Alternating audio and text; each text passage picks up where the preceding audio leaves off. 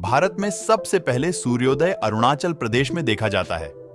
अरुणाचल प्रदेश राज्य के अंजाव जिले का एक छोटा सा गांव डोंग हमारे देश के पहले सूर्योदय का गवाह है। आखिर ऐसा होता क्यों है? चूंकि डोंग समुद्र तल से 1240 मीटर की ऊंचाई पर अरुणाचल में अंजॉय नदी और पहाड़ियों से घिरा हुआ एक गांव है। पहली बार साल 1919 में ये बात पता चली कि दिन का पहला सूरज भारत के इसी सबसे पूर्वी गांव में उगता है। फिर ये प्रकाश धीरे धीरे फैल जाता है।